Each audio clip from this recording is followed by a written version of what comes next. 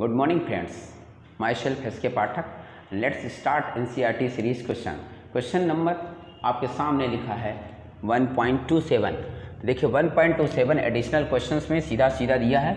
अब इसका सोल्यूशन देखते हैं। तो सोल्यूशन देखने से पहले क्वेश्चन तो बनना चाहिए ना, तब तो बनेगा। चलिए देखते हैं। In certain region of space electric field is along Z axis. Electric field किस डायरेक्शन में? जेड एक्सिस पे है। चलिए ठीक है, इलेक्ट्रिक फील्ड इनका जेड एक्सिस में है।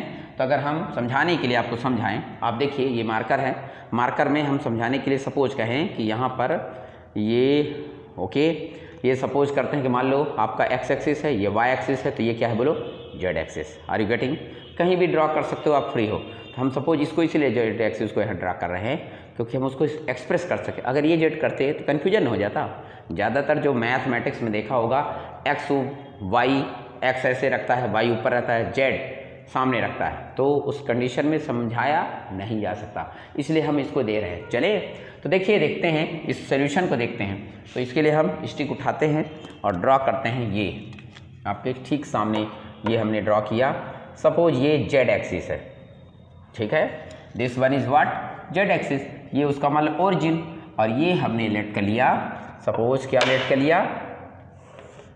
This one is what? X axis. ये एक्स का डैश है, और यहाँ पर ड्रॉ कर लिया मान लो क्या? Y axis. कोई दिक्कत? अब इसमें क्या दिक्कत हो सकती है? तो electric field according to question इस डायरेक्शन में है। This is what?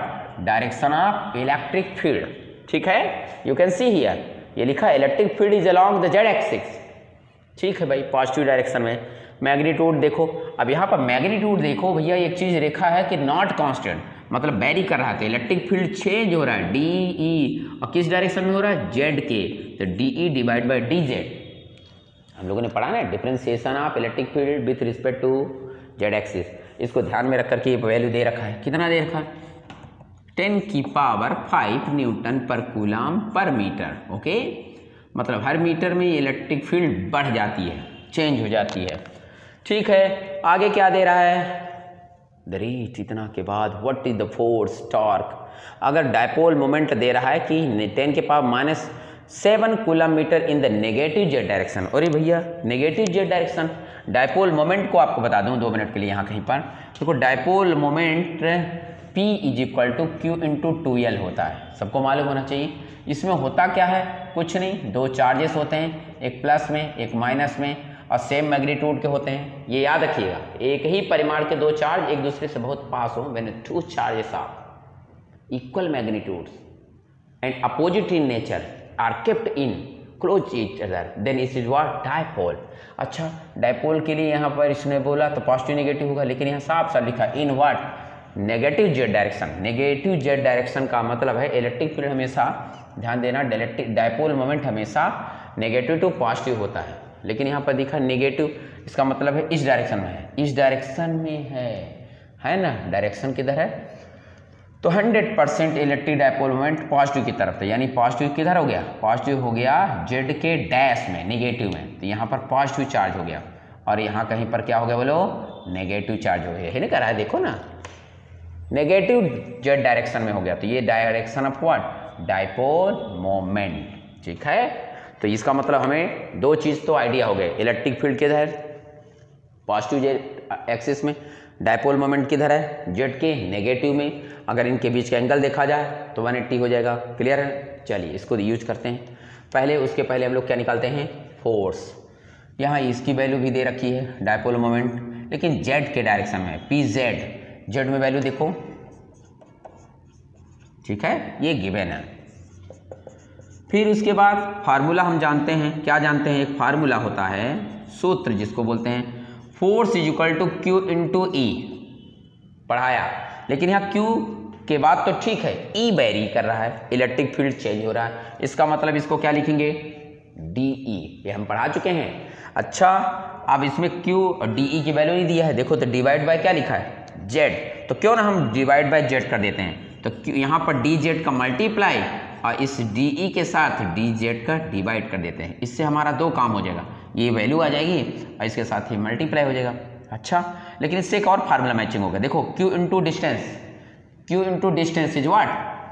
Dipole moment, dipole moment, वैद्युत द्विध्रुव आघूर्ण। अच्छा, तो इसको तो लिखेंगे, यहाँ 2L लिखा है सर, यहाँ पे यहाँ dz लिखा है, तो भैया z एक्सिस को शो कर रहा है, इसलिए इस डाइपोल मोमेंट का नाम pz लिखेंगे, ये देखो ना, और साथ में लिखा है, पढ़िए कितना, de डिवाइड बाय dz। ये मत देखिए कटा है किसी कारण से, उसको बहुत परेशान होने की जरूरत नहीं है। अच्छा, इन सब की वैल्यू दिया है, पुट कर दीजिए। चलिए पुट कर लेते हैं यहाँ पर। तो फोर्स विल बी क्यू, यहाँ लो भाई, इसकी वैल्यू बोलो कितना, 10 के। लेकिन एक चीज़ ध्यान देना, डाइपोल मोमेंट हमेशा रखिएगा डायरेक्शन वाली वेक्टर क्वांटिटी, इसलिए हमको ध्यान रखेंगे, तो ये वैल्यू आपको याद रखना पड़ेगा। 10 के पावर -7 कूलम मीटर, ये निगेटिव में रखेंगे। वाई, बिकॉज आप जानिए कि ये निगेटिव में है, इलेक्ट्रिक फील्ड के अपोजिट में है, और साथ में उनके बीच में ये rate of change of electric field है, कितना है, ठीक, यहाँ कूलम मीटर, तो ये देखिए कैंसिल हो गया, तो कितना हो गया, माइनस में 10 के पावर 2 न्यूटन, मतलब जो फोर्स लगेगा इलेक्ट्रिक फील्ड के अपोजिट डायरेक्शन में लगेगा। क्लियर, अपोजिट डायरेक्शन मतलब आप समझ लो यार, सिंपल सी बात है, इलेक्ट्रिक फील्ड इस डायरेक्शन में, इलेक्ट्रिक फील्ड ऐसे जा रही और डाइपोल मोमेंट की डायरेक्शन ऐसे आ रही है, तो व्हाट हैपन, जो फोर्स लगेगा उसके अपोजिट में लगेगा।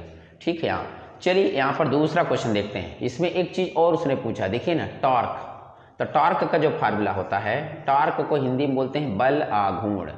इसका बहुत simple formula, tau is equal to होता है PE sin थीटा, आप सबको मालूम होना चाहिए। Very nice, PE sin theta, are you getting, P को PZ लिखा है, गुड, मतलब हम इसको Z लिखेंगे।